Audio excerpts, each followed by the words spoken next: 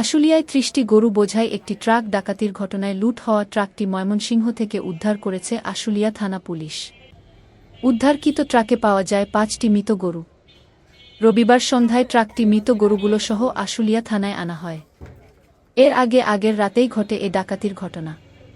Police ও গরু ব্যবসায়ীদের তথ্য অনুযায়ী দিনাজপুর ও জয়পুরহাট থেকে গরু কিনে কুমিল্লা ও ব্রাহ্মণবাড়িয়ার উদ্দেশ্যে যাত্রা করেছিল ট্রাকটি। আশুলিয়ার নবীনগর চন্দ্রা মহাসড়কের ইপিজেড এলাকায় পৌঁছালে একটি প্রাইভেট কার যোগে থাকা ডাকাতদল ট্রাকটির গতি রোধ করে। এ সময় তারা ট্রাকে থাকা গরু ব্যবসায়ী ও সহকারীদের মারধর করে তুলে নেয়। পরে টাঙ্গাইল মহাসড়কের পাশে একটি জঙ্গলে ফেলে রেখে আনুমানিক ৩০ লাখ টাকার গরুসহ ট্রাকটি নিয়ে পালিয়ে যায় ডাকাতরা। খবর পেয়ে আশুলিয়া থানা পুলিশ অভিযান শুরু করে।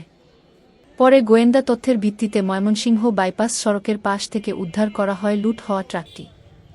এ সময় ভেতরে পাওয়া যায় ৫টি মৃত গরু।